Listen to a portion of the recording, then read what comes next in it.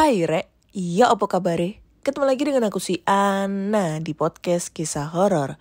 Kita bertemu di episode 252 dan di episode kali ini aku akan bacakan cerita horor ataupun email berhantu yang sudah dikirimkan teman-teman melalui podcast kisah horor @gmail.com atau di Instagram podcast kisah horor serta Google Form yang linknya tersedia di bio Instagram podcast kisah horor. Sebelum aku bacain cerita, aku mau mengucapkan terima kasih banyak buat pendengar podcast kisah horor yang tadi ngirimin makanan ya. Tadi hari apa ini? Ini hari Kamis kemarin berarti Rabu. Enggak deng, Kamis. Kamis sore tadi ngirimin jajanan ya, jajanan corn dog, terus ada lagi apa ini? Kebab. Banyak banget nih kebabnya 2, kondoknya 2. Aku disuruh ngabisin semua. Emak gua gak mau lagi. Aduh, makasih ya. Gak mau disebutin namanya dia. Terus kemarin 2 hari yang lalu juga ada yang ngirimin bakso aci banyak banget. Tahu aja lu kalau gue suka bakso aci ya. Aduh, bakso acinya tuh ada 5 bungkus coy. Banyak gitu. Terima kasih banyak. Kapan hari lagi ada yang ngasih saya makanan lagi ya. Makanan kemarin tuh apa kemarin itu? Sampai lupa aku. Oh iya, sushi teh ya. Dikasih makanan mahal kemarin sampai habis, sampai aku lupa mengucapkan terima kasih. Goblok kan. Terima kasih. Yuk yang mau nampung lagi makanan ke rumah silakan masih ditampung ya. Ini perutnya masih bisa nampung semua makanan. Enggak. Ya, makasih banyak ya. Sorry nih kalau gue ngerepotin. Gue juga gak ada minta-minta. Tapi kalian semua itu suka banget ngirimin gue makanan. Katanya biar gue semangat gitu kalau nge-podcast. Biar gak bolong-bolong lagi podcastnya gitu. Gue ngerasa ya. Makanya gue mau upload episode terbaru. Ya udah, langsung aja kita bacain cerita horor nih. Dan cerita kali ini datang dari Clau. Judulnya adalah Kisah Seorang Ibu yang Dibunuh Hantu. Dari judul ini udah kayaknya serem banget ya, sampai merenggut nyawa ini. Oke. Halo Kak Ana. Halo semua pendengar podcast kisah horor. Kenalin Kak, aku Clau dari Jakarta. Aku mau cerita dari tetanggaku di Padang. Mungkin tahun 2008 atau 2009 aku dapat cerita ini. Tapi kejadiannya aku gak tahu banget itu kapan ya. Jadi gini, aku dapat cerita dari teman-temanku yang di Padang. Tempatnya itu di Batu Taba, Sumatera Barat. Ini waktu bulan puasa. Jadi aku lagi tarawihan. Ya biasalah kalau anak-anak SD dulu kan harus nulis buku tentang ceramah pas taraweh. Nah, pas lagi ceramah, anak-anak sepantaran aku pada main keluar. Aku dan teman-teman sekitar 5 orang duduk di depan masjid cerita tentang ibu salah satu temanku yang meninggal karena hantu. Aku gak tahu pasti ini ceritanya, tapi yang aku dengar, cerita dari teman-temanku katanya waktu malam hari dulu, kan WC di kampungku belum ada di rumah-rumah.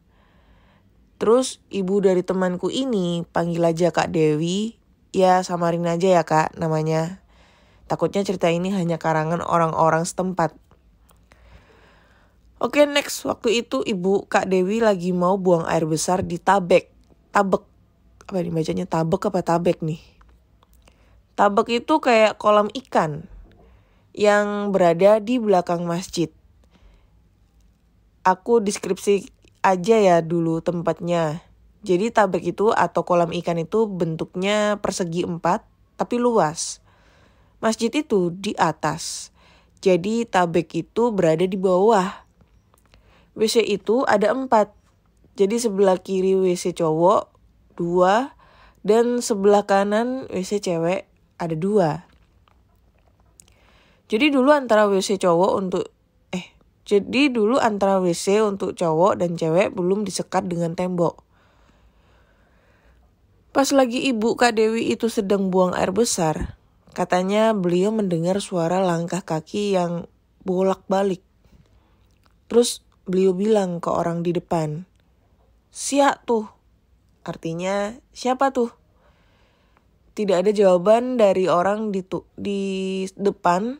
Terus beliau bilang lagi, "Di samping kosong tuh, di samping aja." Setelah beliau selesai membuang hajatnya, tiba-tiba ada sesosok perempuan yang masuk ke dalam WC ibu Kak Dewi. Dan ibu Kak Dewi ditampar, dicekik, dan dicakar sampai berdarah. Jejak tangan ibu Kak Dewi, sampai berdarah. Jejak tangan ibu Kak Dewi yang berdarah itu dulu masih terlihat jelas dan bekas-bekas darah yang sudah mengering juga masih ada di dinding. Dan aku gak tahu kalau sekarang masih ada apa enggak. Kebetulan ada seorang bapak-bapak juga lagi BAB. Bapak itu keluar dari WC di samping ibu Kak Dewi dan katanya beliau melihat dengan jelas kejadian itu. Setelah bapak-bapak itu muncul, sesosok perempuan itu tiba-tiba menghilang begitu saja. Bapak-bapak itu berteriak meminta tolong. Dan teriakan bapak-bapak itu didengar oleh warga setempat. Langsung deh pada nyamperin dan betapa kagetnya itu adalah ibu Kak Dewi. Salah satu warga langsung lari ke rumah Kak Dewi untuk memberitahu keluarga tentang kejadian itu. Semua warga membopong ibu Kak Dewi untuk ke rumah dan niatnya mau langsung dibawa ke rumah sakit. Tapi sayangnya ibu Kak Dewi tidak bisa diselamatkan. Nafas terakhir ibu Kak Dewi itu pas digotong oleh warga. Jadi setelah aku mendengar cerita dari teman-temanku, kemudian aku dan teman-temanku masuk ke masjid karena aku dipanggil sama Mak Wo atau Bibi. Aku berjalan ke arah jendela ujung. Setelah aku sampai di depan jendela dan sambil melihat ke bawah ke arah tabek itu, aku sambil berbicara di dalam hati. Pantes serem, orang gak ada lampu sama sekali. Sekian Kak cerita dari aku, mohon maaf kalau cerita aku kurang seram atau bikin Kak Ana bingung tentang ceritaku. Terima kasih Kak. Kalau udah dibaca, sukses selalu buat Kak Ana dan podcast kisah horor. Oke, thank you Klau buat ceritanya ya. ini kalau gua ngomongnya agak belibet, bacanya agak sedikit belibet, ya harap maklum ya. Ini mulut gua lagi monyong nih sekarang gara-gara behel nih. Jadi kayak monyong-monyong maju 1 meter gitu kalau gua ngomong. Padahal dulu tuh gua juga pakai behel. Ini pakai lagi. Clown. Cerita tentang ibunya temennya Clown, ibunya Kak Dewi ya sebut aja, dibunuh sama hantu. Ini gue baru tahu kalau hantu bisa ngebunuh, kalaupun itu bukan hantu yang katanya sih bisa, tapi itu biasanya media santet gitu ya. Media santet yang santet yang medianya hantu untuk mencelakai orang. Nah itu. Terlepas percaya gak percaya, gue jujur gak percaya. Ya. Bukan berarti gue merendahkan ini cerita. Enggak dong. Ana kok selalu menghujat cerita orang. Itu adalah tugas saya. Tapi kalau gue simpulin sih sebenarnya ini kayaknya mungkin ya maaf.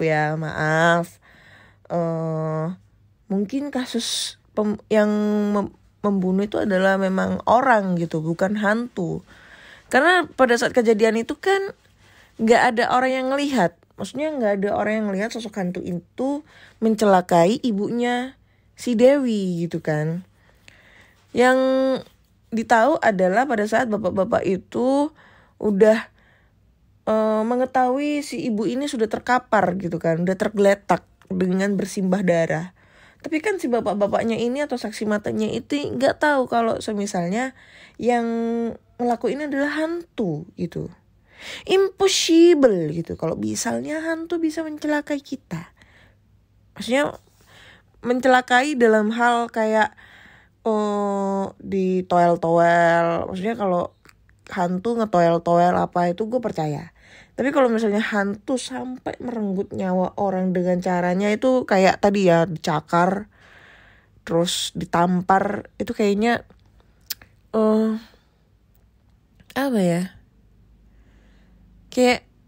Kayak mustahil gitu loh. Kalau kecuali itu emang yang ngelakuin adalah orang beneran ya, manusia gitu loh.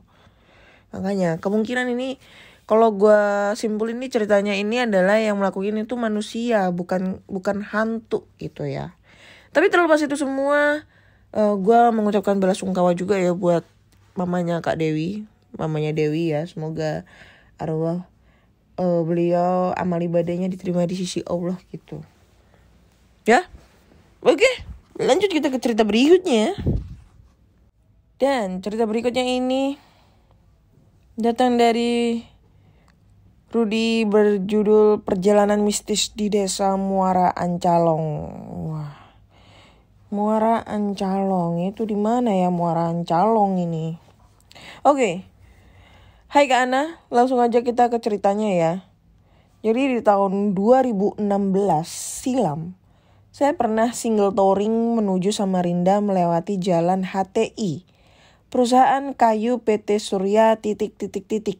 Lupa lebih tepatnya Kak. Lintas Kabupaten Kukar Kutim. Melewati jalan perkebunan perusahaan sawit versus jalan HTI. 9 jam nonstop hingga simpang 4 desa Sabintulung.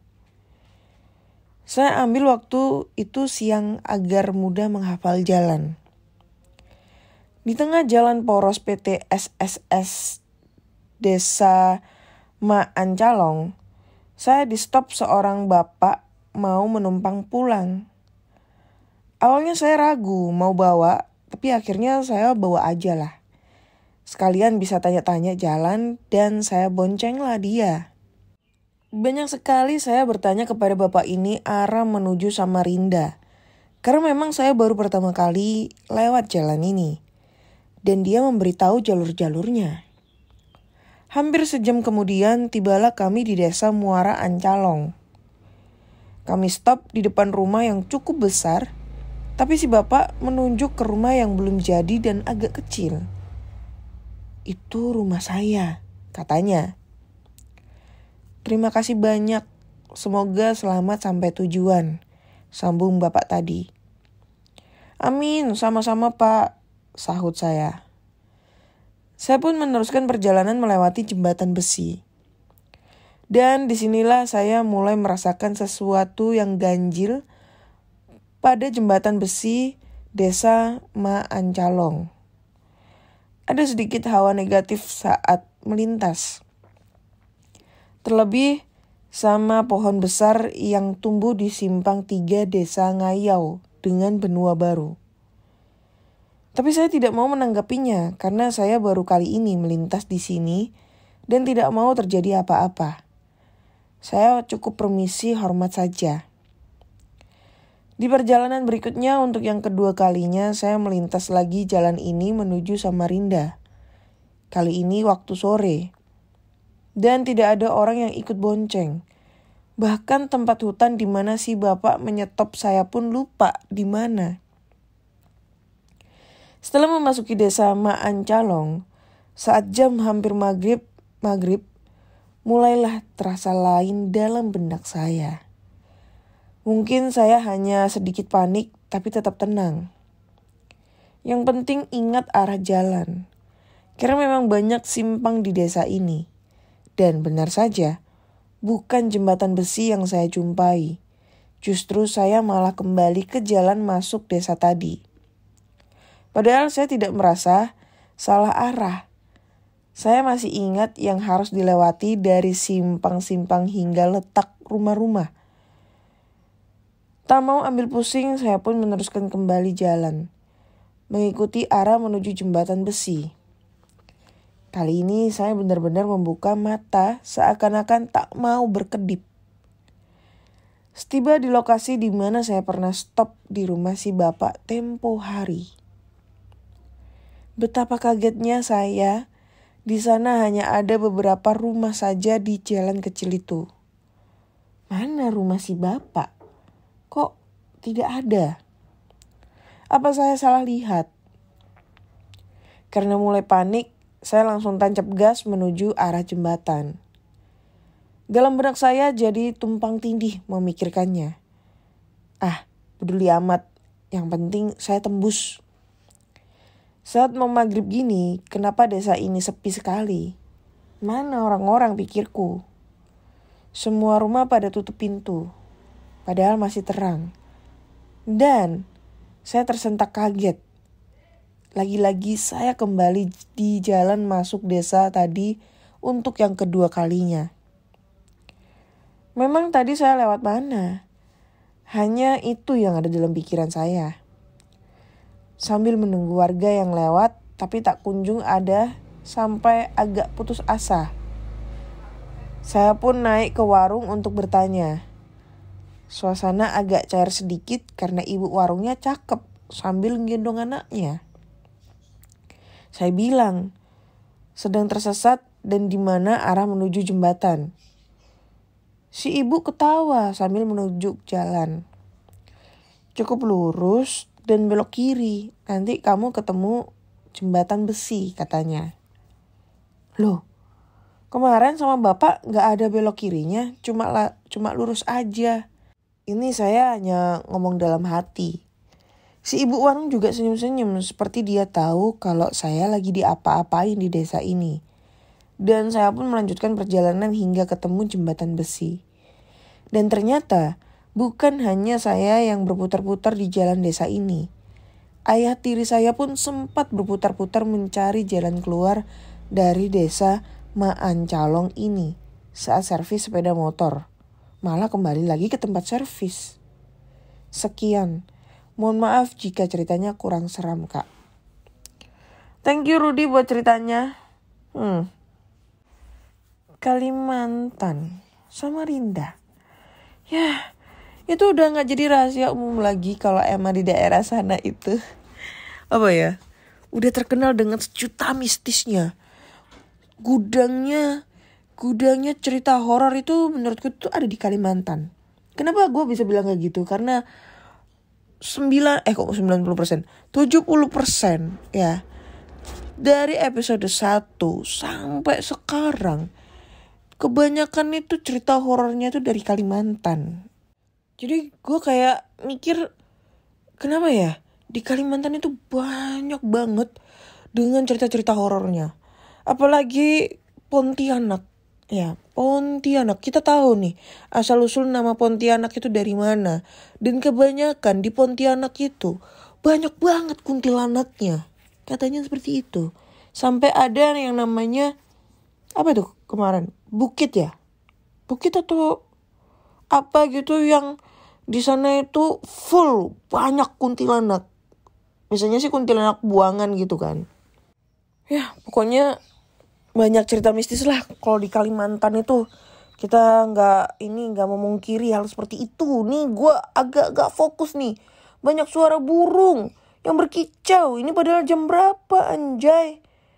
Gue lagi gak konsen nih kalau burung-burung tetangga ini pada ngoceh mulu tengah malam nih. Yang penting bukan burung yang atunya ya. Oke, next kita lanjut ke cerita terakhir ya. Dan cerita terakhir ini berjudul pendakian gunung ke Jawa Tengah. Nah lo, gunung nih. Kita udah lama gak ngebaca cerita tentang gunung ya. Oke, waktu itu saya kebetulan ada acara di sekolah. Karena sekolah saya ini terdiri dari beberapa siswa-siswi. Jadinya kita kayak bikin gathering tahunan gitu untuk liburan. Nah kebetulan lokasi dan tema acara itu ke gunung dengan konsep camping. Jujur saya belum pernah namanya naik gunung. Jadi ini pengalaman pertama saya.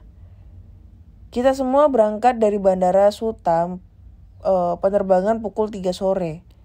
Sampai bandara di Jogja kurang lebih pukul 4 sorean lah. Lalu perjalanan ke lokasi kira-kira 4 jam perjalanan naik bus. Oh iya, Kita jumlahnya ada 35 orang dan dibagi menjadi 4 kelompok. Saya nggak sebutin nama gunungnya, mana cuman kalau kita foto di puncak gunung itu. Maka backgroundnya adalah Gunung Merbabu.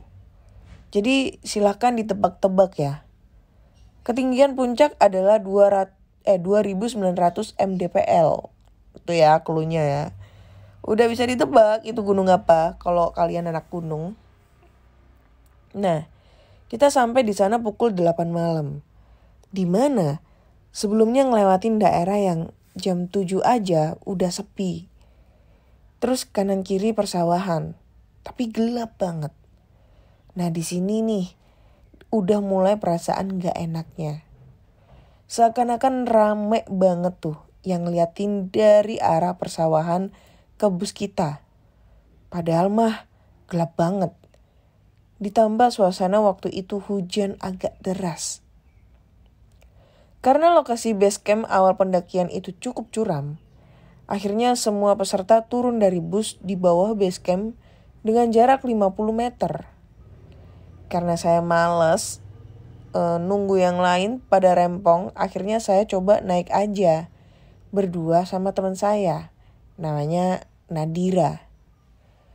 Pas lagi naik menuju base camp, kan engap tuh karena gak biasa olahraga. Akhirnya saya ditinggalin sama dia. Saya ngaso deh tuh di pinggiran tembok tanjakan. Pas lagi nepi sambil bakar rokok, saya nyium kayak bau daun janur yang udah lama ditimbun. Jadinya kayak apek-apek anyir gitu. Saya coba nyari ini baunya dari mana. Karena remang-remang saya coba intip-intip tuh bolongan tembok. Pas saya coba ngintip, kaki saya langsung lemes. Ternyata di balik tembok itu penuh dengan makam plus pohon beringin gede-gede banget. Saya langsung ngacir ke atas ngejar temen gue. Gak jauh gue ngeliat temen gue ini juga diem aja. Berdiri ngadep ke arah gue, dimana posisi dia kan pasti lebih tinggi dari gue. Ya karena tanjakan. Pas saya sampai di tempat dia, saya juga ikutan ngelongok dia, ngeliatin apaan. Buset, dari atas lebih jelas lagi. Hamparan makam yang hanya dibatasin tembok banyak banget. Pohon-pohon gede juga banyak. Yang bikin serem tuh makam kuno yang pinggiran makam dikasih kayak kayu-kayu gitu. Jadi bentuknya kayak rumah-rumahan. Gue langsung mikir, gila, di kaki base camp aja, kuburan, gimana nanti di atasnya? Akhirnya gak lama para peserta lain sampai di tempat kita dan pada bengong juga. Di sini baru awal ya kak. Yang serem tuh nanti di pos 2 dan 3.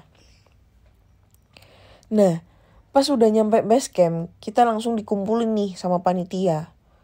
Mulai dari absen peserta, pembagian headlamp, topi, sarung tangan, senter, senam pemanasan, dan yang terakhir baca doa. Tim Nadira dari awal sudah wanti-wanti aturan mainnya nih. Yang pertama, jangan bunuh makhluk apapun. Bunuhlah waktumu. 2, jangan ambil apapun kecuali ambil foto. 3, jaga ucapan dan perilaku. 4, gak boleh nebang pohon.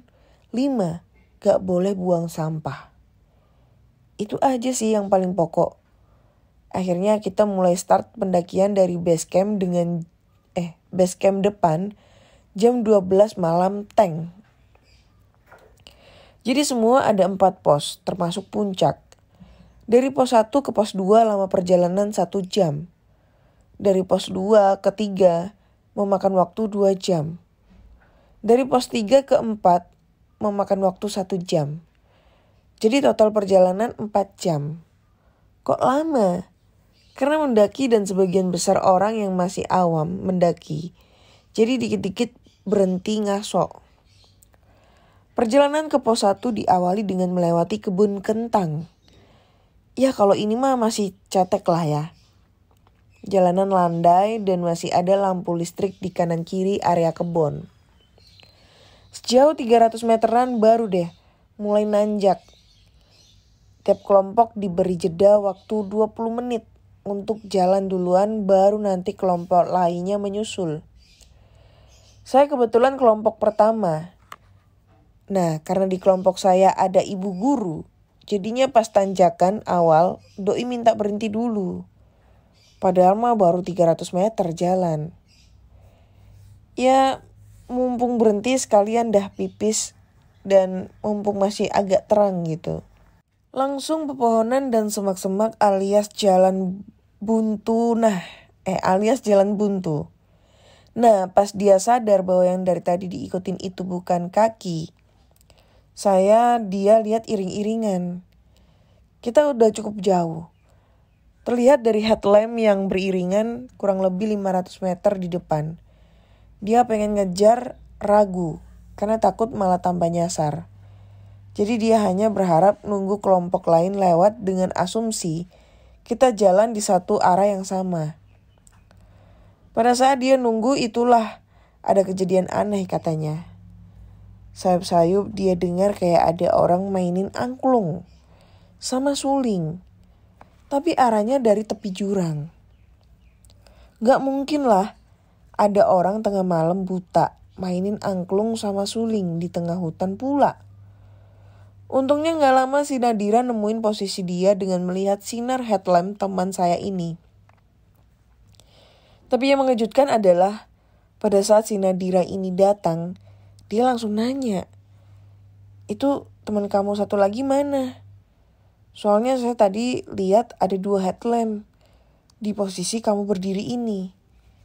Lah, orang cuma dia sendirian? Oh ya, ada yang lupa. Selama perjalanan menuju pos 1 ini, teman saya cewek ada yang sompral. Dia ini emang orangnya rada suka rewel. Kita semua kan disuruh panitia bawa ransel masing-masing, di mana di dalam ransel itu wajib kudu mesti ada jas hujan, obat P3K, jaket cadangan sama sandal. Nah, pas perjalanan dia ngomong gini, kirain dinginnya dingin banget, tapi biasa aja tuh. Padahal udah mau jam 1-an. Tahu gini mah gue gak usah pakai jaket tebel dari awal. Gak lama kemudian, pas teman saya yang nyasar, lagi disusun Nadira, dia mulai kelojotan kedinginan. Padahal yang lainnya biasa aja. Sampai-sampai topi kupluk diturunin sampai nutup telinga. Pakai masker buat nutupin mulut dan menggigil berat. Kita semua udah pada panik, takutnya dia kena hipo. Rame-rame kita pelukin deh dia supaya dia berasa anget. Nah, salah satu temen aku di kelompok adalah yang bisa ngerasain, atau bisa dibilang dia punya sixth sense. Dia cuma bilang ke teman cewek ini, mendingan dia minta maaf sama alam kalau dia sompral. Kalau gengsi sama anak-anak, ucapin dalam hati aja cukup. Bener aja loh. Gak lama udah rada mendingan. Berangsur hangat mulai dari kepala. Teman saya yang bisa sixth sense ini udah agak berumur. Dan dia bilang dari awal di gerbang pendakian, sebenarnya kita udah diikutin sama seekor anjing tak kasat mata. Jadi dia dihimbau lagi ke kita-kita semua, jangan ngomong sembarangan.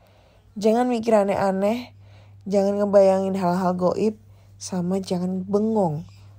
Daripada bengong mending ngajak ngobrol teman yang di depan atau yang di belakang. Sekian cerita dari aku Kak, mohon maaf jika kepanjangan. Aduh, panjang ini mah. Oke. Cerita tentang pendakian gunung. Gue udah lama banget gak terima tentang cerita pendakian gunung, dan kali ini gue dapet walaupun gak begitu serem. Maksudnya ceritanya itu gue kayak, tadinya gue ngebayangin kayak ketemu pasar goib, apa segala macam. Tapi ini enggak ya, cuma dalam hal gangguan-gangguan yang gara-gara si temennya ini agak sompral atau mungkin dia nyasar dan lain-lain, tapi yang enggak ngebuat kejadian yang sangat fatal banget gitu ya. Tapi ya di satu sisi lain gue juga percaya bahwa di gunung ini banyak banget kejadian-kejadian hal mistis yang tak terduga.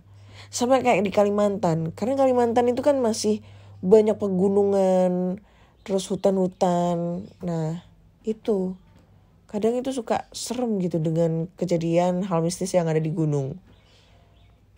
Nah itu jadi salah satu faktor juga gue itu gak pengen ngedaki gunung. Karena selain gue takut nyasar di tengah hutan, sampai banyak banget kan cerita-cerita yang masuk berita, masuk TV tentang pendaki yang hilang, pendaki yang meninggal karena hipo, pendaki yang meninggal karena masuk jurang, pendaki yang hilang secara goib tiba-tiba ditemukan dalam keadaan sudah tidak bernyawa. Itu banyak banget itu gue takut, jujur gue takut. Tapi di satu sisi lain gue itu juga gampang capek gitu kan. Gue kalau udah naik tangga gitu ya, tangga yang 2 lantai 3 lantai tuh udah capek banget tuh, karena jarang olahraga kali ya. Nah itu apalagi naik gunung, ngerasa banget ya capeknya tuh kayak gimana. Apalagi kalau udah naik sama temen tuh, bawa barang banyak, bawa karier yang gede gitu. Gue percaya gue pasti setiap 100 meter tuh pasti berhenti, gak kuat. Kayak gitu guys. Oke, kayaknya cukup sekian dulu di episode kali ini. Karena gue banyak banget gangguan-gangguan motor lewat, gangguan suara burung berkicau dan lain-lain ya. So buat teman-teman semua, kalau kalian punya cerita-cerita horor nih, kalian bisa langsung aja kirim ceritanya ke podcastkisahhoror@gmail.com atau di Instagram podcastkisahhoror. Tapi kayaknya kalau di DM itu jarang banget gue baca, takut lupa. Jadi langsung aja ke email aja ya, atau di Google Form yang linknya tersedia di bio Instagram Podcast Kisah Horor. Lalu nih gue juga mau ngomong, gue tuh rencana pengen nginep di hotel yang katanya dibilang angker. Ini dari dulu nih, dari tahun kemarin nih gue wacana mulu ya. Tahun berapa tuh, 2021 atau 2022 tuh, aku lupa itu ya. Jadi ini kayaknya kemungkinan insyaallah Sabtu besok nih ya. Sabtu besok gue bakal nginep di sana. Gue langsung cerita horor di situ ya. Gue langsung cerita horor live.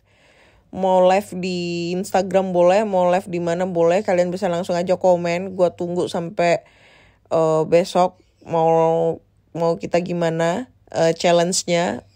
Jadi apapun challenge-nya, kalau selama ini masih masuk di akal, gue bakal lakuin karena gue kesana sendirian ya. Gue gak ngajak siapa-siapa anjay. Terus buat teman-teman nih, karena gue juga pengen ngadain challenge di tempat-tempat angker, cerita-cerita di tempat angker ya. Kalian bisa langsung aja nih nyawer-nyawer gue tuh di Saweria. Nah Sawerianya itu ada di link di bio Instagram Podcast Kisah Horor gitu. Tinggal klik aja link trinya, ceklik. Di situ ada menunya, ada nyawer-nyawer barengan sama kuntilanak. Ada juga link untuk masuk ke bio Instagramnya, masuk ke Google Formnya Podcast Kisah Horor untuk kirim-kirim cerita. Ada juga link untuk ke Spotify dan link YouTube gue gitu. TikTok ya, TikTok. Karena gue sekarang udah pakai TikTok. TikTok buat yang nantinya itu TikToknya gue buat explore gitu ya. Storytelling, explore di lokasi angker. Tapi kayaknya di siang hari atau malam gitu, gue gak tahu. Random lah kayak gitu. Jadi buat kalian semua, kalau lu suka dengan podcast kisah horor, langsung aja dengerin podcast gue di Spotify, Google Podcast, Apple Podcast, Noise. Jangan lupa juga subscribe ataupun mungkin follow podcast kisah horor di semua platform kalian.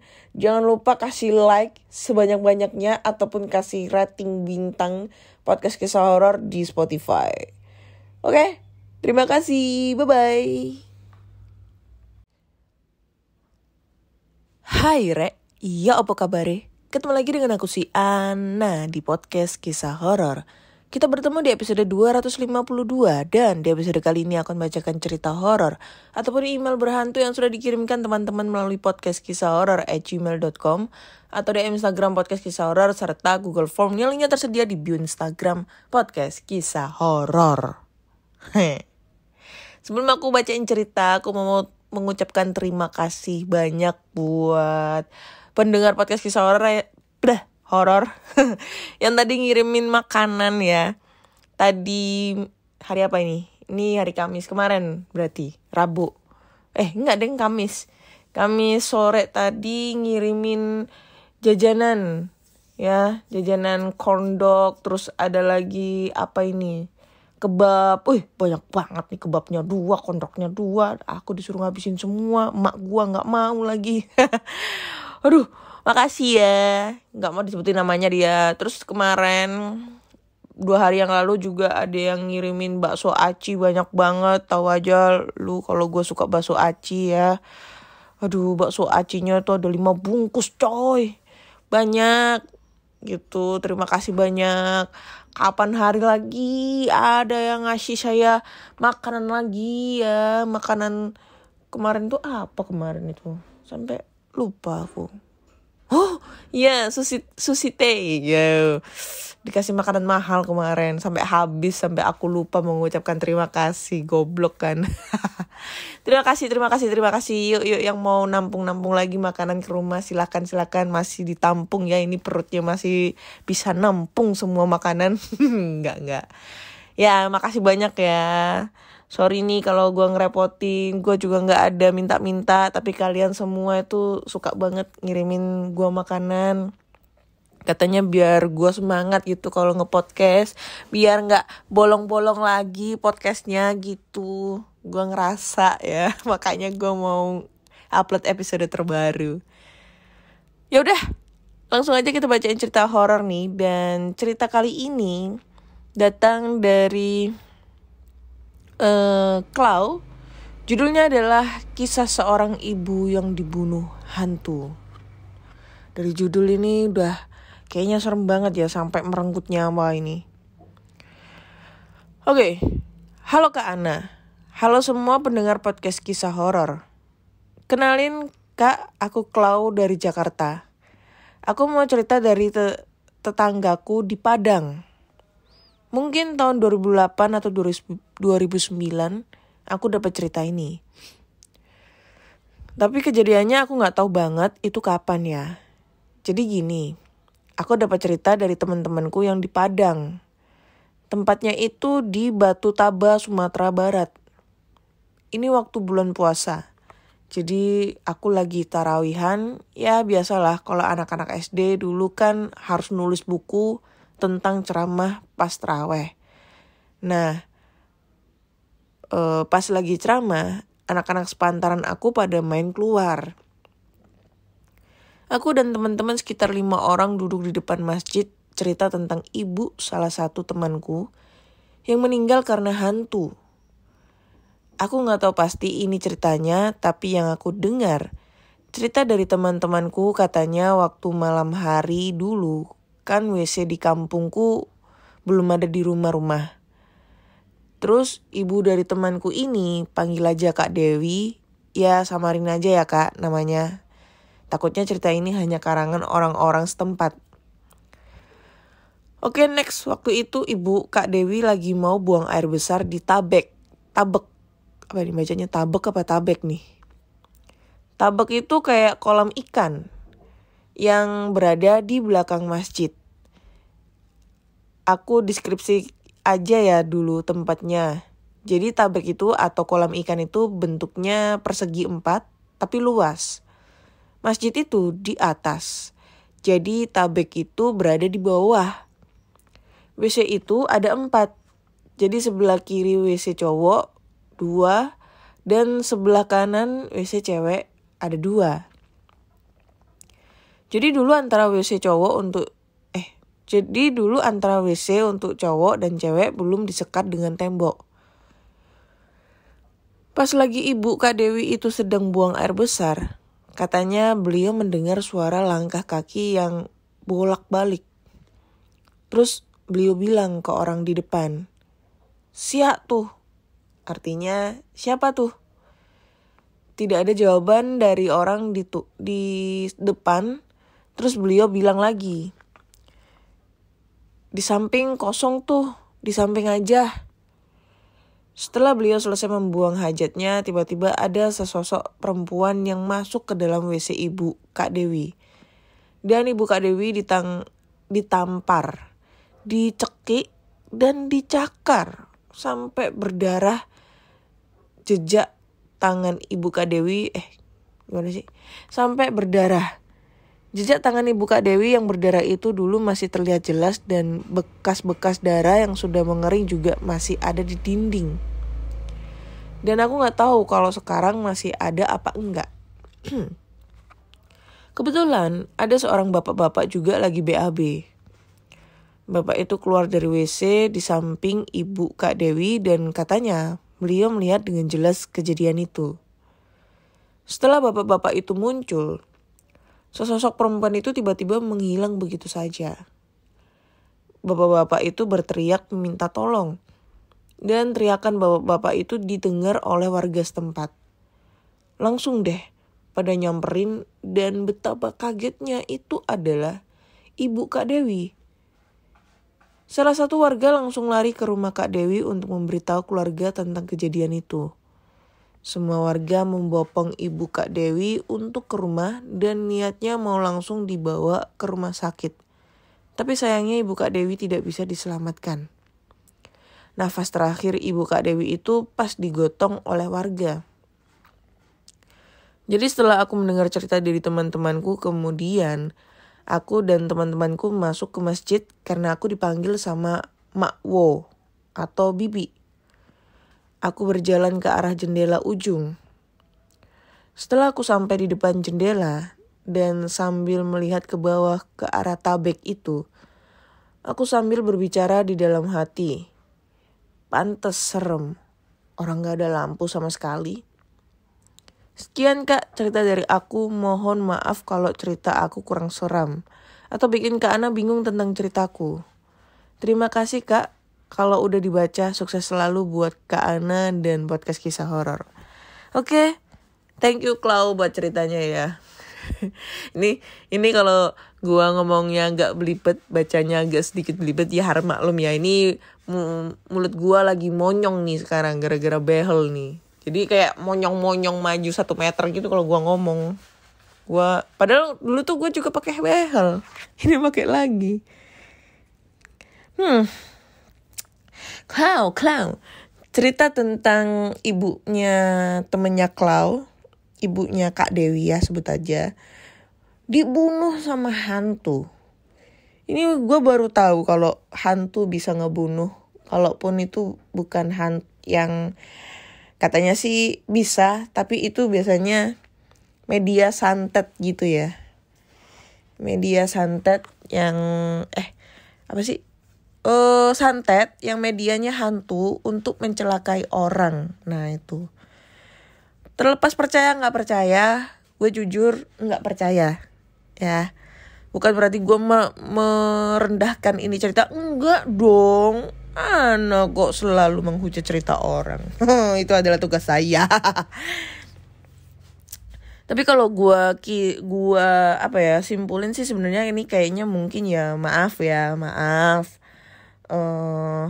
Mungkin kasus yang membunuh itu adalah memang orang gitu, bukan hantu. Karena pada saat kejadian itu kan gak ada orang yang ngelihat. Maksudnya gak ada orang yang ngelihat sosok hantu itu mencelakai ibunya si Dewi gitu kan. Yang ditahu adalah pada saat bapak-bapak itu udah mengetahui si ibu ini sudah terkapar gitu kan, udah tergeletak dengan bersimbah darah.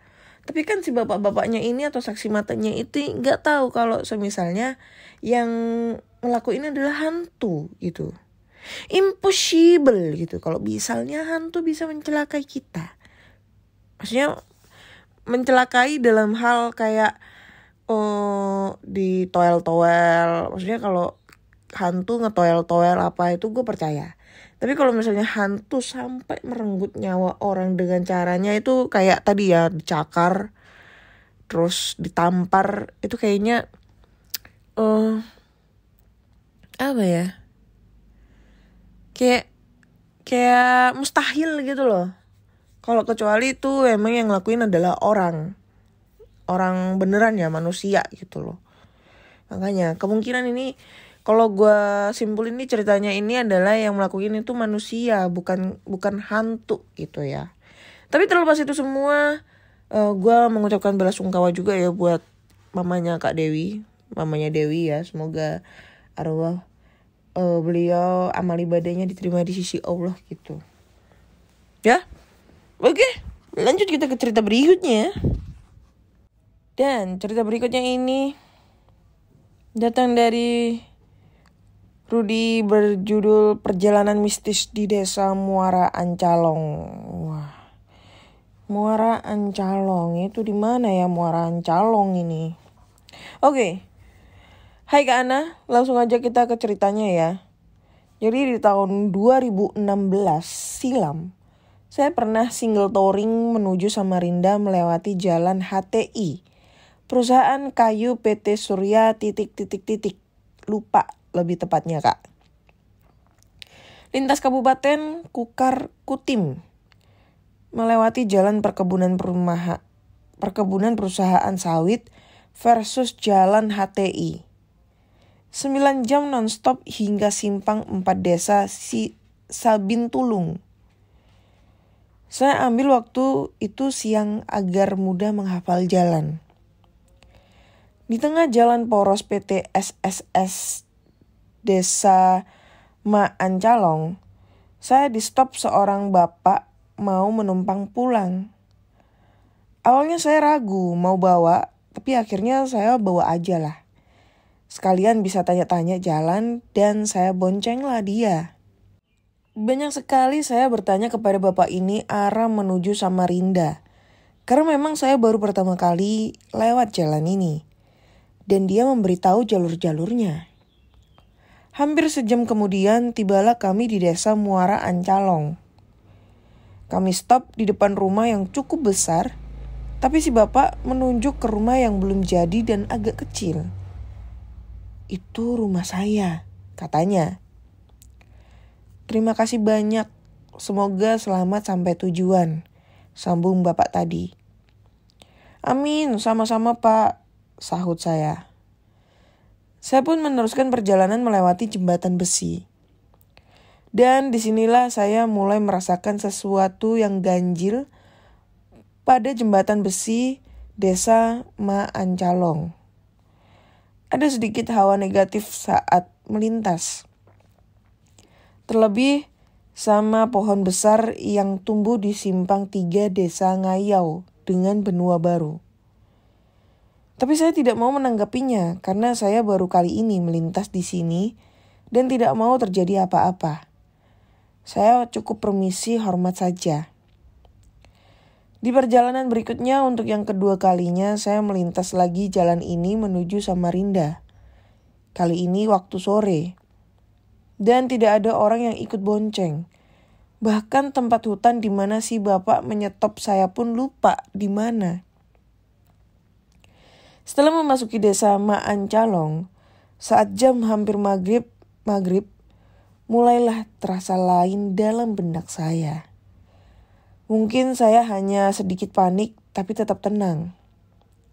Yang penting ingat arah jalan. Karena memang banyak simpang di desa ini. Dan benar saja, bukan jembatan besi yang saya jumpai. Justru saya malah kembali ke jalan masuk desa tadi. Padahal saya tidak merasa salah arah. Saya masih ingat yang harus dilewati dari simpang-simpang hingga letak rumah-rumah.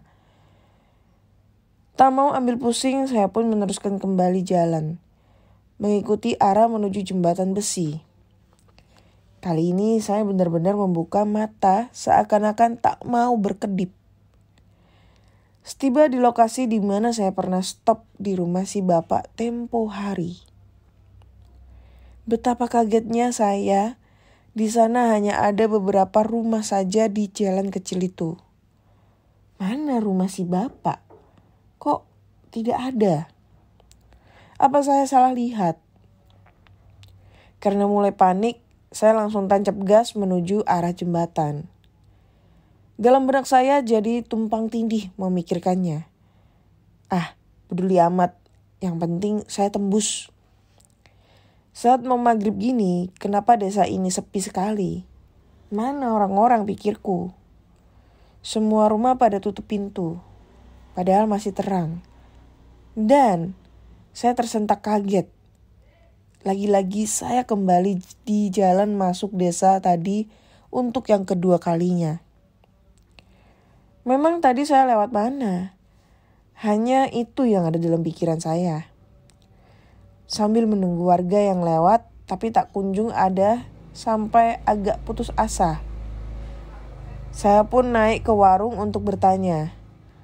Suasana agak cair sedikit karena ibu warungnya cakep sambil gendong anaknya. Saya bilang, sedang tersesat dan di mana arah menuju jembatan. Si ibu ketawa sambil menunjuk jalan. Cukup lurus dan belok kiri, nanti kamu ketemu jembatan besi katanya. Loh, kemarin sama bapak gak ada belok kirinya, cuma lurus aja. Ini saya hanya ngomong dalam hati. Si ibu warung juga senyum-senyum seperti dia tahu kalau saya lagi diapa-apain di desa ini. Dan saya pun melanjutkan perjalanan hingga ketemu jembatan besi. Dan ternyata bukan hanya saya yang berputar-putar di jalan desa ini. Ayah tiri saya pun sempat berputar-putar mencari jalan keluar dari desa Maancalong ini saat servis sepeda motor. Malah kembali lagi ke tempat servis. Sekian. Mohon maaf jika ceritanya kurang seram, Kak. Thank you Rudy buat ceritanya. Kalimantan, Samarinda. Ya, itu udah gak jadi rahasia umum lagi kalau emang di daerah sana itu. Apa ya? Udah terkenal dengan sejuta mistisnya. Gudangnya cerita horor itu menurutku tuh ada di Kalimantan. Kenapa gue bisa bilang kayak gitu? Karena 90%, 70% ya. Dari episode 1 sampai sekarang kebanyakan itu cerita horornya itu dari Kalimantan. Jadi gue kayak mikir, kenapa ya di Kalimantan itu banyak banget dengan cerita-cerita horornya. Apalagi Pontianak.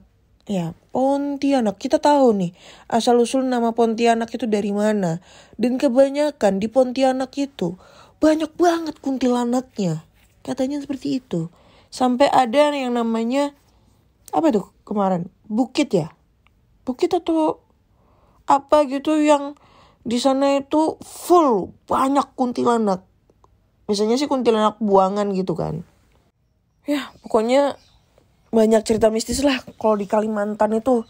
Kita nggak memungkiri hal seperti itu. Nih gue agak fokus nih. Banyak suara burung yang berkicau. Ini padahal jam berapa anjay. Gue lagi gak konsen nih kalau burung-burung tetangga ini pada ngoceh mulu tengah malam nih. Yang penting bukan burung yang atunya ya. Oke, next kita lanjut ke cerita terakhir ya. Dan cerita terakhir ini berjudul pendakian gunung ke Jawa Tengah. Nah lo, gunung nih. Kita udah lama gak ngebaca cerita tentang gunung ya. Oke, waktu itu saya kebetulan ada acara di sekolah.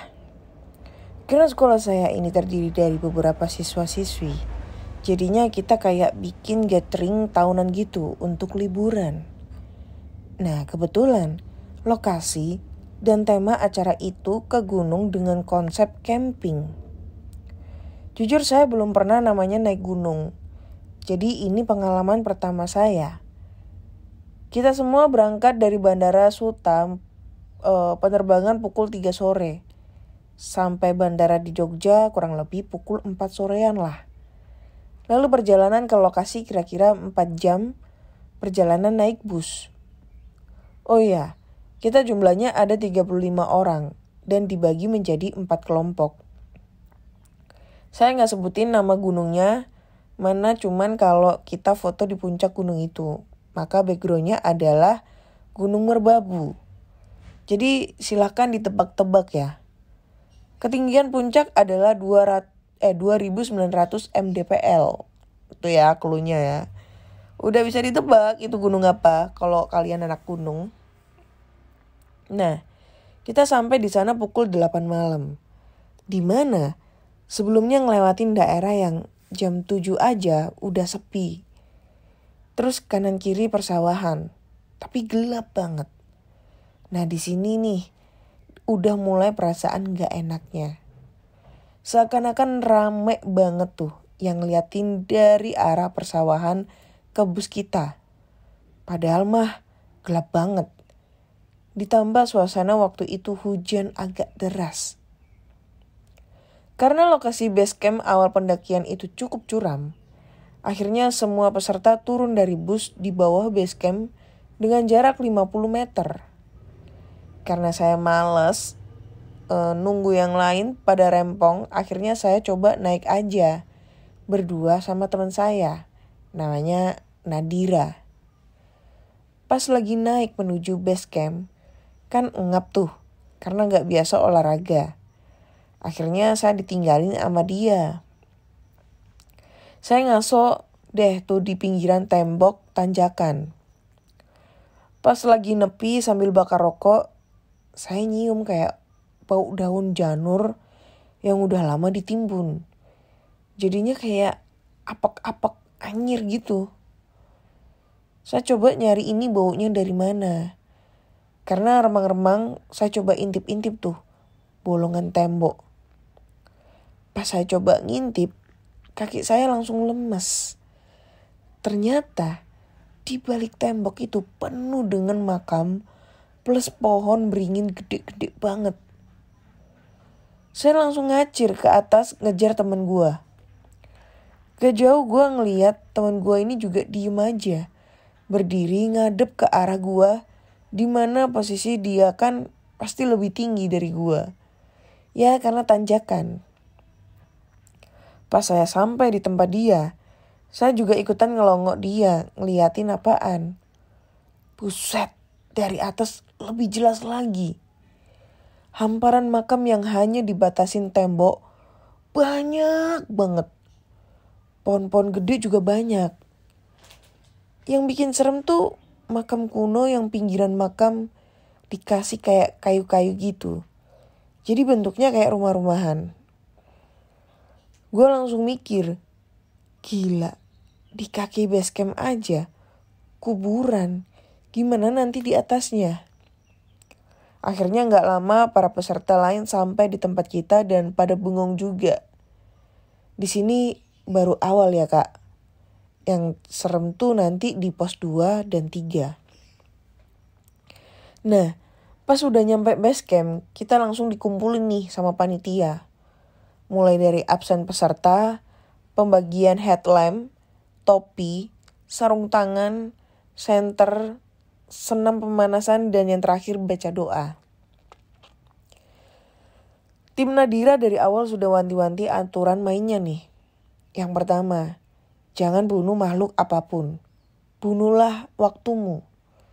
2, jangan ambil apapun kecuali ambil foto. 3, jaga ucapan dan perilaku. 4, gak boleh nebang pohon. 5, gak boleh buang sampah. Itu aja sih yang paling pokok. Akhirnya kita mulai start pendakian dari base camp depan jam 12 malam tank. Jadi semua ada 4 pos termasuk puncak. Dari pos 1 ke pos 2 lama perjalanan 1 jam. Dari pos 2 ke 3 memakan waktu 2 jam. Dari pos 3 ke 4 memakan waktu 1 jam. Jadi total perjalanan 4 jam. Kok lama? Karena mendaki dan sebagian besar orang yang masih awam mendaki. Jadi dikit-dikit berhenti ngaso.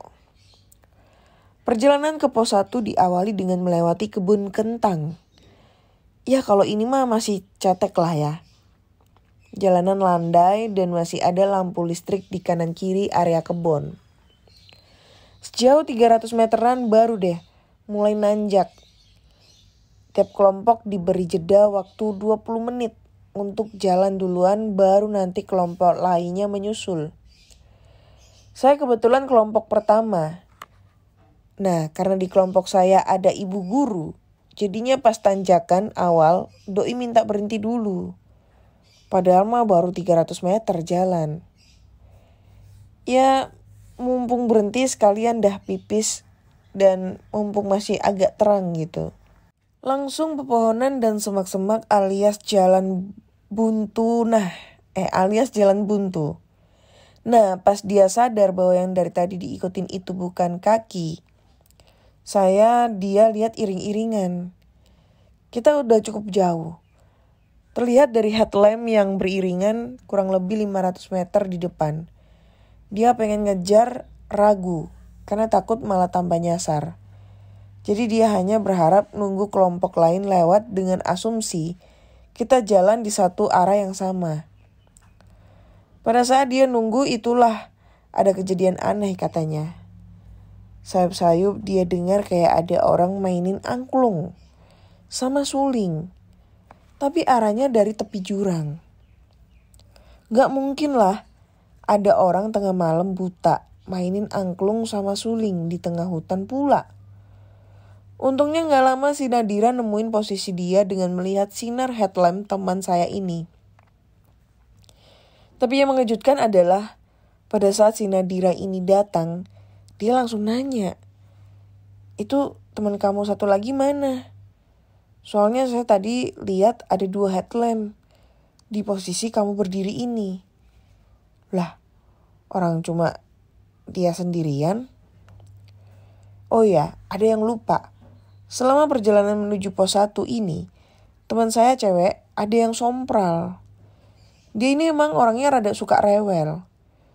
Kita semua kan disuruh panitia bawa ransel masing-masing, di mana di dalam ransel itu wajib kudu mesti ada jas hujan, obat P3K, jaket cadangan sama sandal.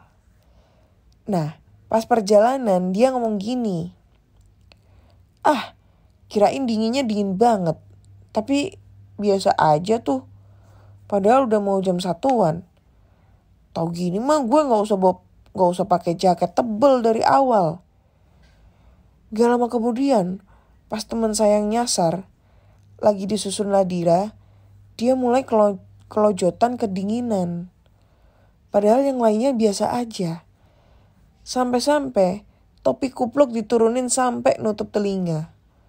Pakai masker buat nutupin mulut dan menggigil berat. Kita semua udah pada panik, takutnya dia kena hipo.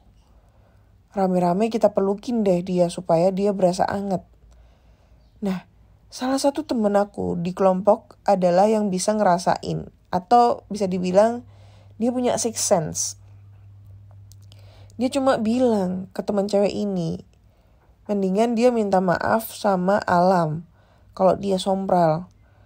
Kalau gengsi sama anak-anak, ucapin dalam hati aja cukup. Bener aja loh. Gak lama udah rada mendingan. Berangsur hangat mulai dari kepala. Teman saya yang bisa sixth sense ini udah agak berumur. Dan dia bilang dari awal di gerbang pendakian, sebenarnya kita udah diikutin sama seekor anjing tak kasat mata. Jadi dia dihimbau lagi ke kita-kita semua, jangan ngomong sembarangan. Jangan mikir aneh-aneh, jangan ngebayangin hal-hal goib, sama jangan bengong. Daripada bengong mending ngajak ngobrol teman yang di depan atau yang di belakang. Sekian cerita dari aku Kak, mohon maaf jika kepanjangan. Aduh. Panjang ini mah. Oke. Cerita tentang pendakian gunung. Gue udah lama banget gak terima tentang cerita pendakian gunung, dan kali ini gue dapet walaupun gak begitu serem. Maksudnya ceritanya itu gue kayak tadinya gue ngebayangin kayak ketemu pasar goib apa segala macam, tapi ini enggak ya, cuma dalam hal gangguan-gangguan yang gara-gara si temennya ini agak sompral atau mungkin dia nyasar dan lain-lain, tapi yang nggak ngebuat kejadian yang sangat fatal banget gitu ya. Tapi ya di satu sisi lain gue juga percaya bahwa di gunung ini banyak banget kejadian-kejadian hal mistis yang tak terduga. Sampai kayak di Kalimantan, karena Kalimantan itu kan masih banyak pegunungan, terus hutan-hutan. Nah itu kadang itu suka serem gitu dengan kejadian hal mistis yang ada di gunung.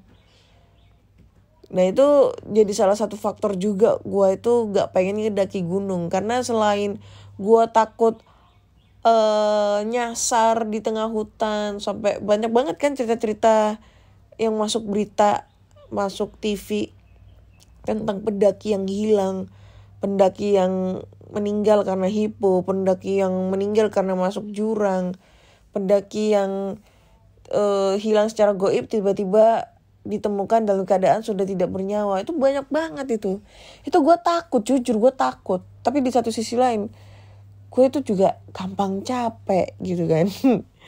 Gue kalau udah naik tangga gitu ya, tangga yang 2 lantai 3 lantai tuh udah capek banget tuh, karena jarang olahraga kali ya. Nah itu apalagi naik gunung, ngerasa banget ya capeknya tuh kayak gimana. Apalagi kalau udah naik sama temen tuh, bawa barang banyak, bawa karier yang gede gitu, gue percaya gue pasti setiap 100 meter tuh pasti berhenti, gak kuat. Kayak gitu guys. Oke, kayaknya cukup sekian dulu di episode kali ini, karena gue banyak banget gangguan-gangguan motor lewat, gangguan suara burung berkicau dan lain-lain ya. So buat teman-teman semua, kalau kalian punya cerita-cerita horor nih, kalian bisa langsung aja kirim ceritanya ke podcastkisahhoror@gmail.com atau DM Instagram podcast kisah horor. Tapi kayaknya kalau di DM itu jarang banget gue baca, takut lupa, jadi langsung aja ke email aja ya, atau di Google Form yang linknya tersedia di bio Instagram podcast kisah horor. Lalu nih gue juga mau gue tuh rencana pengen nginep di hotel yang katanya dibilang angker. Ini dari dulu nih, dari tahun kemarin nih gue wacana mulu ya. Tahun berapa tuh, 2021 atau 2022 tuh, aku lupa itu ya.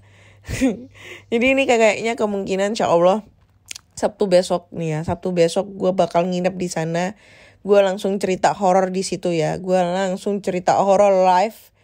Mau live di Instagram boleh, mau live di mana boleh. Kalian bisa langsung aja komen. Gue tunggu sampai besok mau kita gimana challenge-nya. Jadi apapun challenge-nya, kalau selama ini masih masuk di akal, gue bakal lakuin, karena gue kesana sendirian ya. Gue gak ngajak siapa-siapa, anjay. Terus buat teman-teman nih, karena gue juga pengen ngadain challenge di tempat-tempat angker, cerita-cerita di tempat angker ya. Kalian bisa langsung aja nih nyawer-nyawer gue tuh di Saweria. Nah Sawerianya itu ada di link di bio Instagram podcast kisah horor gitu. Tinggal klik aja link trinya, ceklik. Di situ ada menunya, ada nyawer-nyawer barengan sama kuntilanak. Ada juga link untuk masuk ke bio Instagramnya, masuk ke Google Formnya podcast kisah horor untuk kirim-kirim cerita. Ada juga link untuk ke Spotify dan link YouTube gue gitu. TikTok ya, TikTok, karena gue sekarang udah pakai TikTok. TikTok buat yang nantinya itu TikToknya gue buat explore gitu ya, storytelling, explore di lokasi angker, tapi kayaknya di siang hari atau malam gitu, gue nggak tahu, random lah kayak gitu.